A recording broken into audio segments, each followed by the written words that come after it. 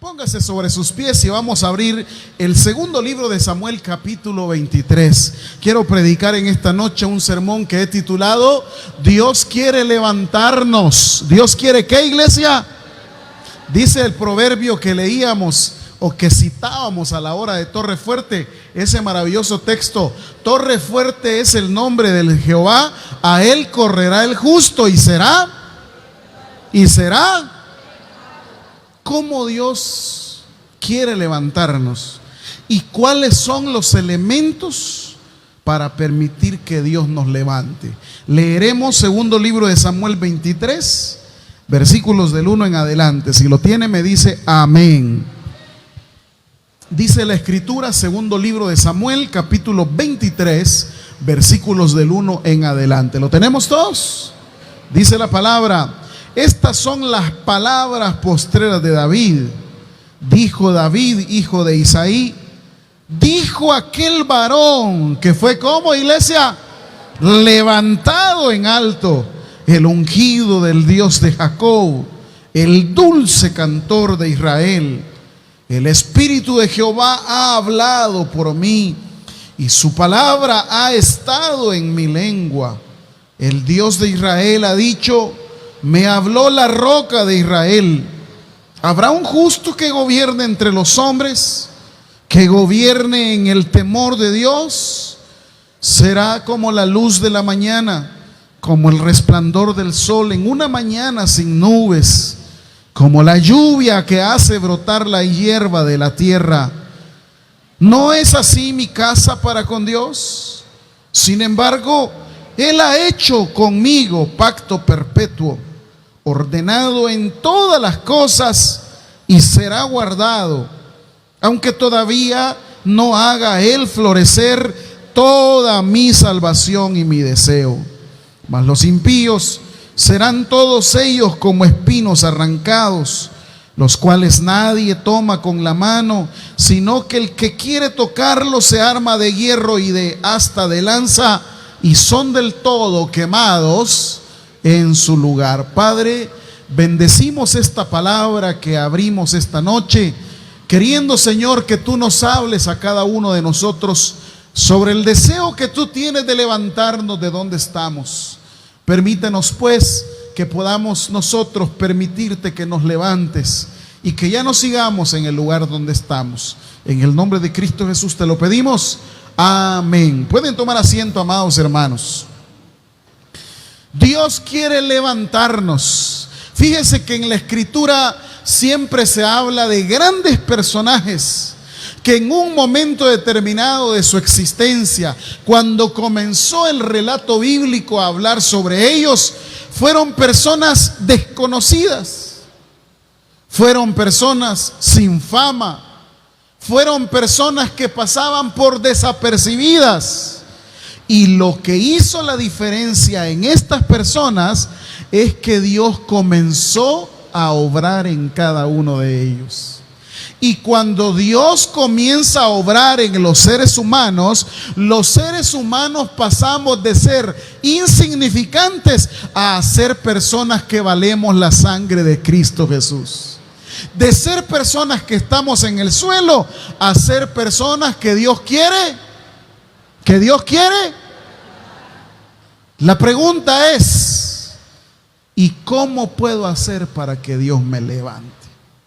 El texto que esta noche hemos abierto en la escritura habla acerca de las últimas palabras de David. Segundo libro de Samuel ya está aterrizando en esa narrativa acerca del segundo rey de Israel llamado David. Y aquí Dios pone en boca de este hombre todo lo que hizo. Hace un resumen de toda su vida entera. ¿Quién era David? Alguien que pasaba por desapercibido. De hecho, cuando llegó el profeta Samuel a la casa del papá de David llamado Isaí, él llegó en busca del que iba a sustituir a Saúl, y ni siquiera el papá de David tenía fe en el último hijo de él llamado David. Le presentó a todos los hijos que él tenía, comenzando por el mayor y así subsecuentemente. hasta que al final le dice el profeta: y ya no hay ningún otro hijo. ¿Cómo no? Dice: hay uno que ese se encarga de cuidar allá las ovejas, pero no creo que ese te pueda parecer. Desde el momento que no lo llama es porque el propio padre no confiaba en él. Y sin embargo, cuando lo ve Samuel, dice: ese es el hombre, ese es el rey de Israel, porque ya había recibido unas palabras que decían: porque Dios no ve lo exterior. ¿Qué es lo que Dios ve? El interior de cada individuo. Miren, el segundo rey de Israel tenía que ser el descendiente de Saúl. El segundo rey de Israel tenía que ser una persona preparadísima. Pero saben, fue aquel muchacho del cual nadie daba nada. Fue aquel muchacho que simplemente cuidaba ovejas y se encargaba de llevar alimento a sus hermanos. Fue ese muchacho, y aquí viene la primera cosa para que Dios te levante. Fue ese muchacho al que Dios, diga conmigo, eligió. ¿Qué hizo Dios? A él lo eligió. Y si Dios elige a alguien, el domingo vimos algunas cosas un poco feas de David, pero eso no tiene nada que ver, porque al que Dios ha elegido, a ese lo respalda. Y si Dios te ha elegido a ti, es porque quiere hacer grandes cosas contigo. Dice el versículo 5. Aquí comienza la escritura a hablar de cuáles son aquellos elementos para que Dios me levante. Versículo 5, David se expresa y dice: ¿no es así mi casa para con Dios? ¿De cuál casa estaba hablando David? De la casa de él, de su propia casa. ¿Quién había elegido la casa de David? Dios. La casa de David fue elegida para que en el trono de Israel no faltase nadie de su casa, que siempre gobernase. De hecho, en la genealogía que habla Mateo, dice: de la raíz del tronco de Isaí, de David. ¿De dónde procede Jesús? De David. Pero quiero detenerme en este primer elemento. No fue la casa de un hijo de Saúl la que Dios eligió. No fue otro personaje más preparado de Israel. El elegido, ¿quién fue, hermanos? David. Dios nos ha elegido a cada uno de nosotros. El problema no está en la elección. El problema está en aceptar de que somos elegidos. Le dicen: mire, fíjese que su hijo ha sido seleccionado para que en el mes de septiembre, bueno, no sé si ahora, pero antes los muchachos que iban de abanderados, que iban en el pabellón, eran porque eran los elegidos, los que llevaban mejores notas, los que eran bien portados. Por eso es que nunca nos eligieron a nosotros, hermano. Pero era un orgullo. Y los hipotes el 15 de septiembre iban con sus guantecitos blancos, con su camisa manga larga, porque ellos fueron elegidos para poder llevar el pabellón. Pues esta noche no te vengo a hablar de la elección para llevar un pabellón. Esta noche te vengo a hablar de la elección que Dios te hizo a ti y me hizo a mí desde antes de la fundación del mundo. Efesios, no me pierda Samuel. Estamos hablando de la elección. Efesios 1, Efesios capítulo 1, versículos 4. Y quiero que subraye esta parte. ¿Qué dice Efesios 1:4 en sus Biblias?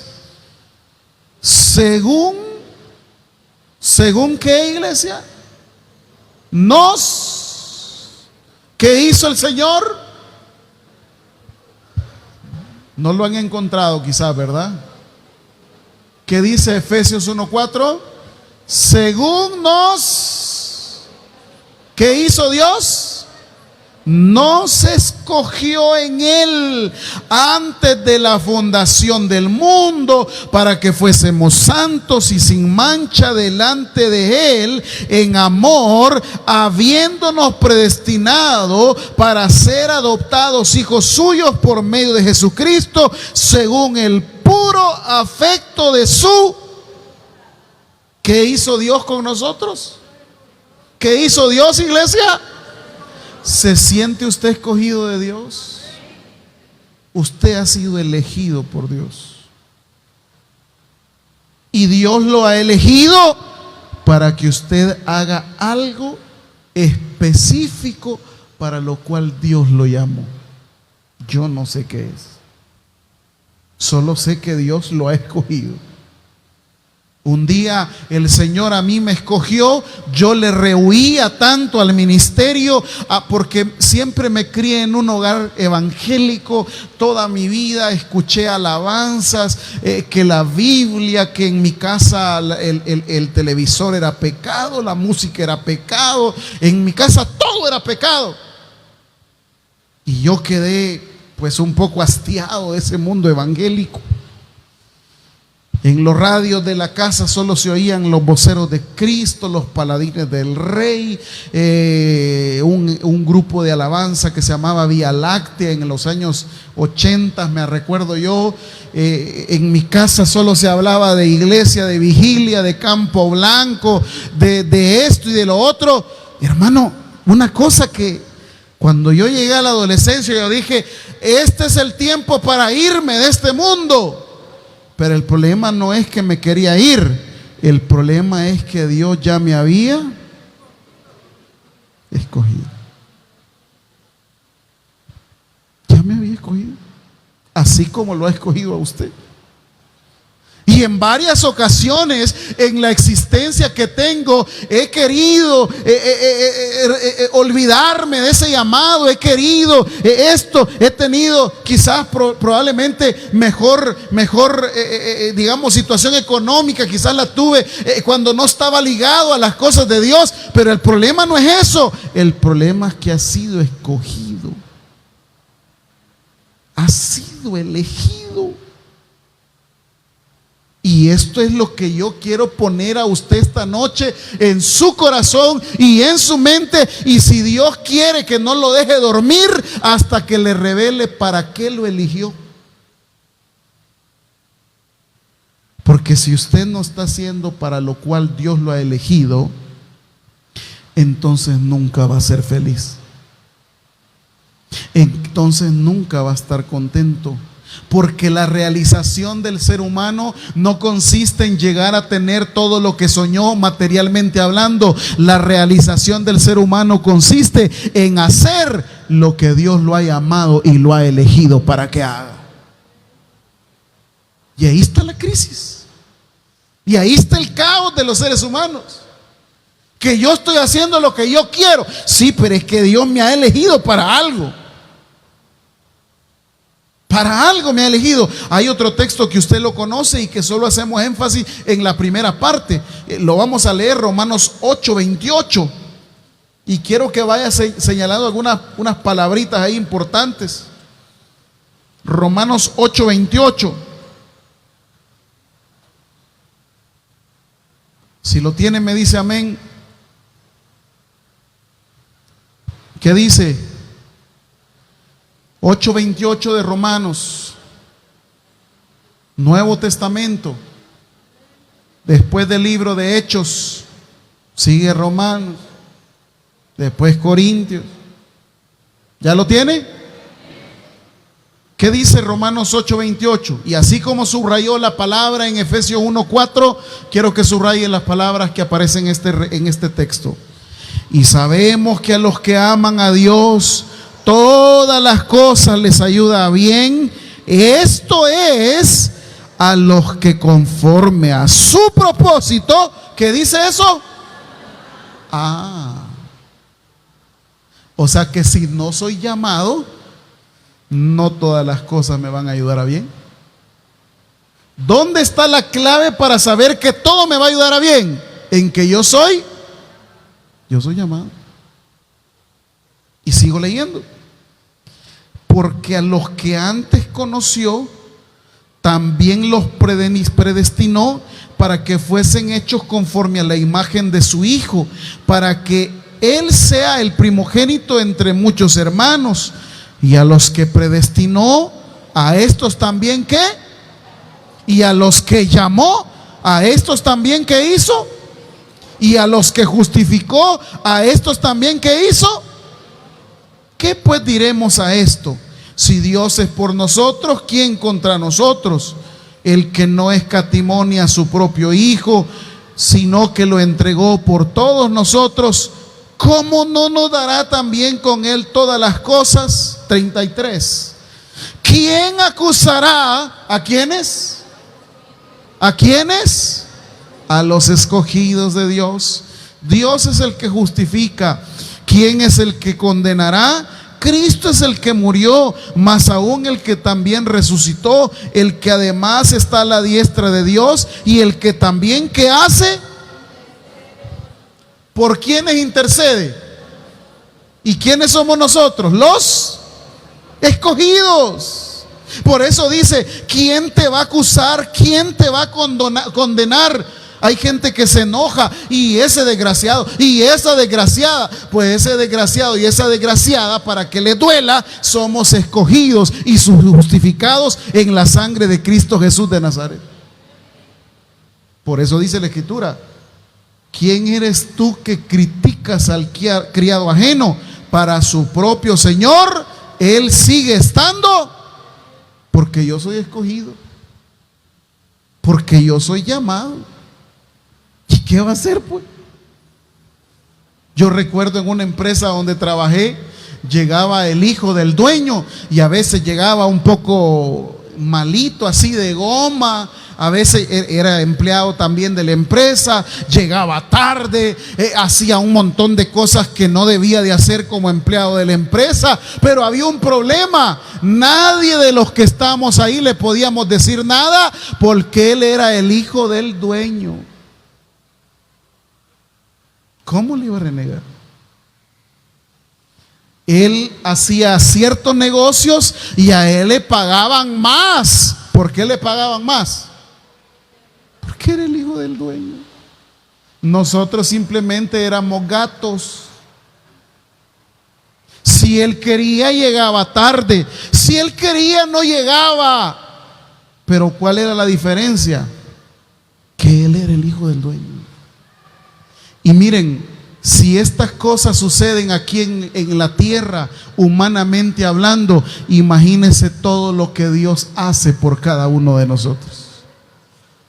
Por eso dice la última parte del pasaje de Romanos, versículo 35, cuando somos escogidos, cuando somos llamados, dice el 35, ¿quién nos separará del amor de Cristo? ¿Tribulación o angustia o persecución o hambre o desnudez o peligro o espada? Como está escrito, por causa de ti somos muertos todo el tiempo, somos contados como ovejas del matadero. Antes, en todas estas cosas somos más que vencedores por medio de aquel que nos amó. Por lo cual estoy seguro de que ni la muerte, ni la vida, ni principado, ni potestades, ni lo presente, ni lo porvenir, ni lo alto, ni lo profundo, ni ninguna otra cosa creada nos podrá separar del amor de Dios que es en Cristo Jesús, Señor. Se da cuenta todo lo que conlleva una elección. Y dice otro texto de la Escritura: no me elegisteis vosotros a mí, sino que yo os elegí a ustedes. Entonces, si yo quiero que Dios me levante, yo debo de estar consciente que he sido llamado. Vea otro texto, segundo libro de Tesalonicenses, o segunda carta a Tesalonicenses, capítulo 2, versículo 13. Segunda de Tesalonicenses, capítulo 2, versículo 13. ¿Ya lo tienen? Mire lo que dice: pero nosotros debemos de dar, ¿qué cosa? Siempre. Segunda de Tesalonicenses 2:3. Han venido con sueño, hermanos. Casi no encuentran los textos rápido. Vamos a ver la Biblia así más seguido, bastante. 2:13 de Tesalonicenses, ¿ya lo tienen?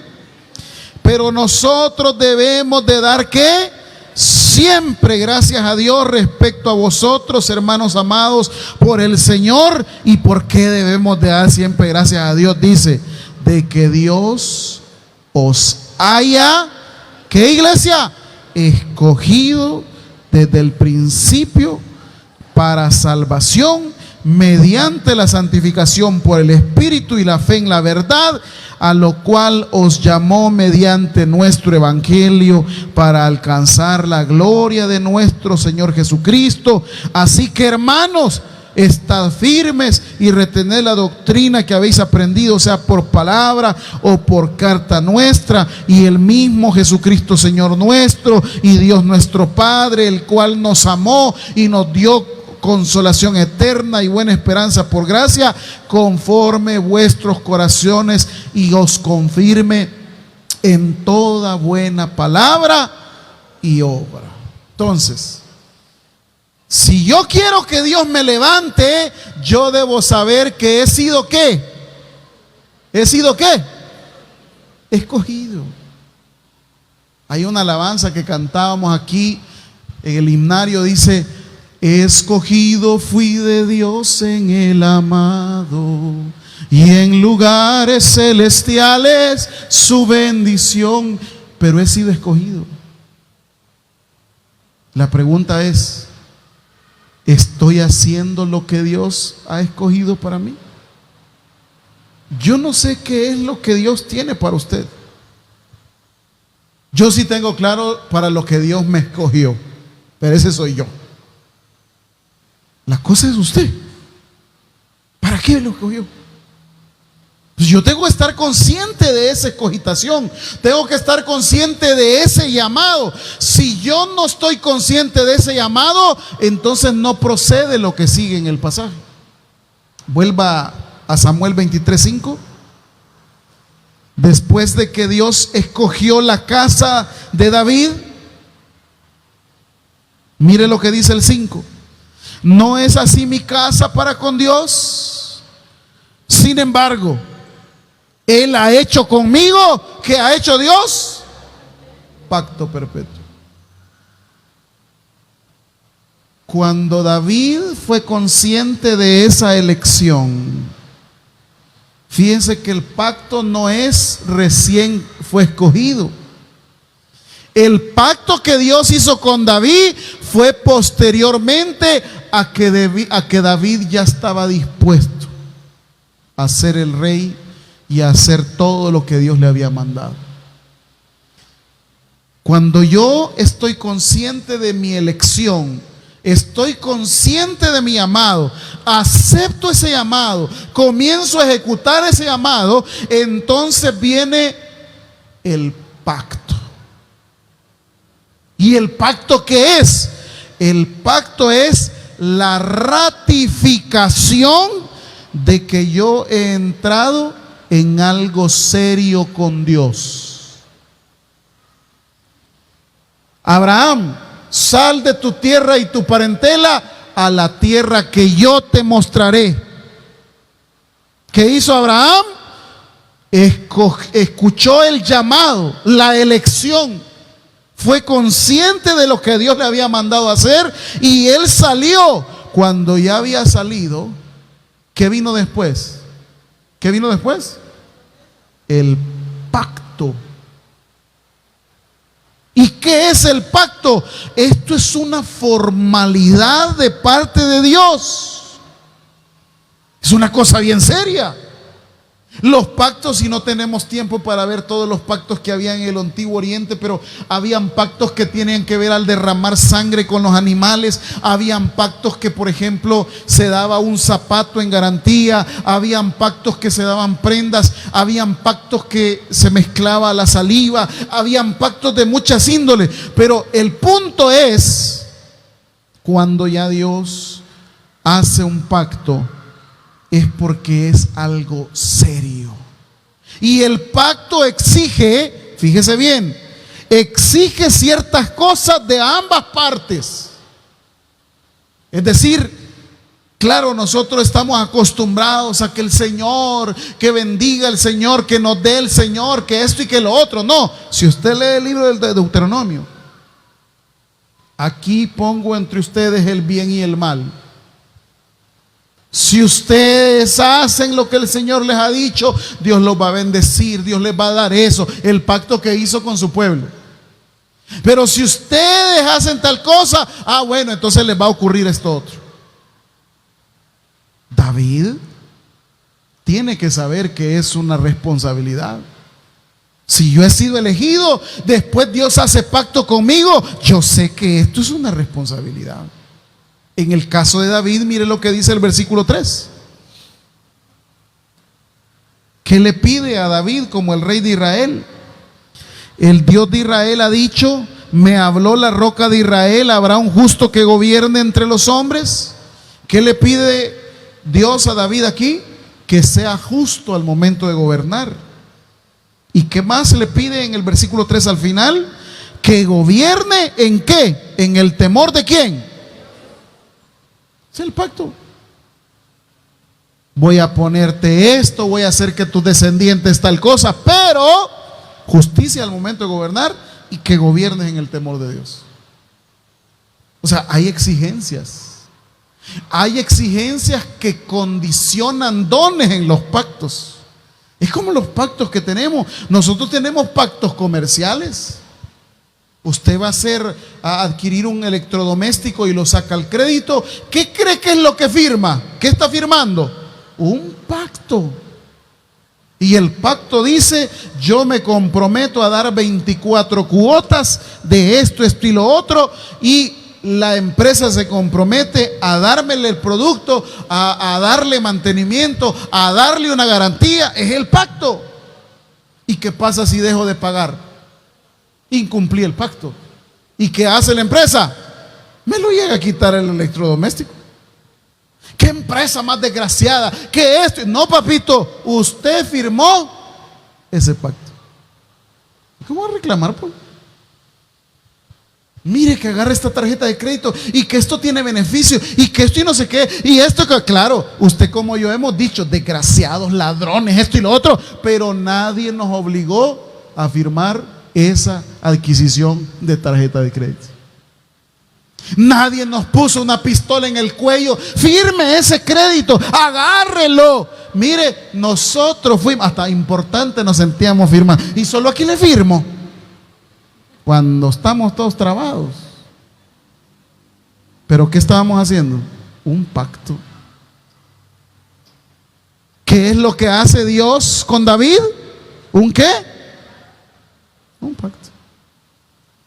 Y Dios se compromete a ese pacto. Y Dios cumple ese pacto. Es tan comprometedor esto de Dios. Busquen ahí Josué 23:14.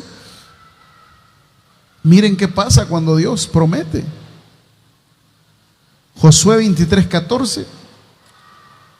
¿Ya lo tienen?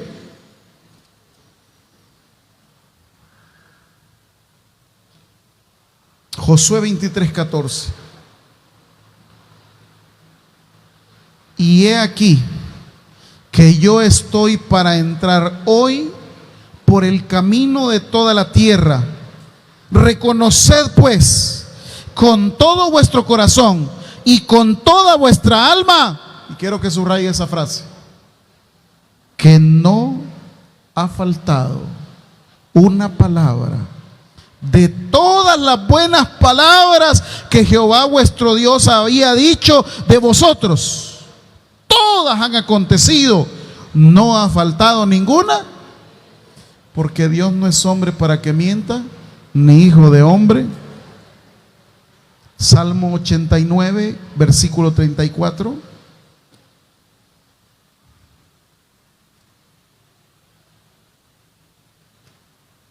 Mire lo que dice.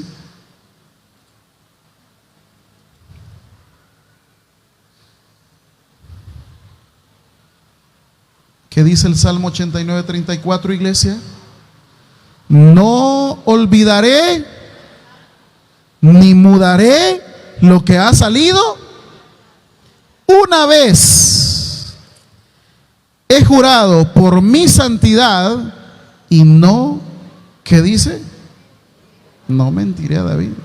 Su descendencia será para siempre y su trono como el sol delante de mí, como luna será firme para siempre, como un testigo fiel en el cielo. ¿Por qué? ¿Por el comportamiento de David? No. ¿Por qué? Por el pacto que Dios hizo. Ahora entonces entiende ese Dios de pactos. Y ese Dios de pactos quiere que también nosotros nos comprometamos con Él. Claro, Dios sabe que somos imperfectos. Por eso escribió un texto bíblico que dice: aunque nosotros seamos infieles, Él permanece. Para que Dios nos levante, vuelva a Samuel y con esto termino. Usted necesita saber que ha sido elegido. Usted necesita saber que Dios hace un pacto con nosotros. Y al final, el garante de ese pacto no son los humanos. El garante de ese pacto es el mismo. Y por eso dice a David, versículo 5, Él ha hecho conmigo pacto perpetuo, ordenado en todas las cosas y será guardado. Mira el final del 5. Aunque todavía no haga Él florecer toda mi salvación y mí. O sea, aquí David todavía no ha visto todo lo que Dios iba a hacer con él. Pero ¿qué hace David? Está seguro que Dios va a cumplir todo lo que ha prometido. Por eso, iglesia, esta noche, aunque Dios todavía no llegue con su salvación a su problema, va a llegar el momento. Porque no se lo ha prometido ningún ser humano, se lo ha prometido Dios. Dios es el que le va a dar éxito, Dios es el que le va a dar seguridad. Y me encantó esta última parte, como dice el 5 al final: no solamente toda mi salvación, sino también ¿mi qué? Por eso aparece otro salmo: deleítate a sí mismo en Jehová y Él te concederá las peticiones de tu corazón. ¿Qué es lo que usted desea? ¿Qué es lo que usted quiere? Recuerde, ¿quiere que Dios lo levante? Ha sido elegido. ¿Para qué? Descúbralo. Dios ha hecho un pacto. No solo va a cumplir Él, también usted tiene que comprometerse. Y 3, Dios va a llegar con su salvación y va a cumplir los deseos de nuestro corazón. Démosle un fuerte aplauso a nuestro Padre Celestial. Padre bendito, gracias te damos en esta noche por esta palabra. Queremos, Señor, que tú nos levantes de donde quiera que estemos. Queremos, Señor, que haya conciencia de esa elección que tú has hecho por nosotros. Queremos, Señor, restablecer ese pacto y queremos confiar en que aunque no haya llegado la salvación y el deseo, tú lo vas a cumplir, porque tú no has faltado a ninguna palabra de las que has prometido. Esta noche quiero invitar, si hay alguna persona que quiera aceptar a Cristo en su corazón, ahí donde está, por favor, póngase en pie. Vamos a orar con usted y por usted. ¿Habrá alguien esta noche que quiera aceptar a Cristo? Levante su mano. Si quiere una oración especial también, los hermanos servidores ahí están para orar con usted y por usted. Y aquellos que queremos que Dios nos levante, le vamos a decir: Él me levantará. Y lo vamos a declarar con mucha fe, porque Dios quiere levantarnos a todos, iglesia. Él me levantará. Dígale al Señor esta noche: Él me levantará.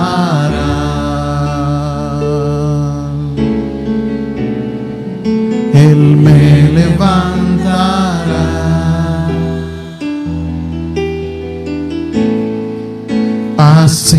dice el Señor. Él me levantará, digámosle de nuevo. Él me levantará. Él me levantará. Él me levantará. Él me levantará. Él me levantará. Él me levantará. Así dice el Señor. Le decimos todos al Señor en esta noche: Él me levantará. Él me levantará.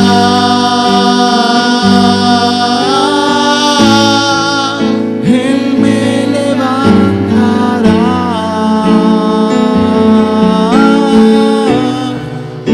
En sus brazos me sostendrá. Él me levantará.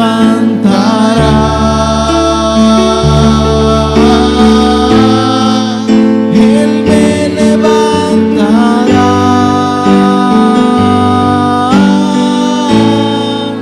Él me levantará.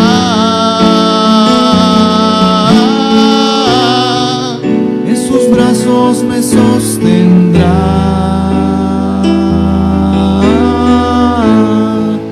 Así dice el Señor. Padre, gracias te damos en esta noche. Te pedimos, Señor, por la predicación allá en la plaza, en los alimentos que vamos a ir a repartir, y que tu palabra no vuelva vacía.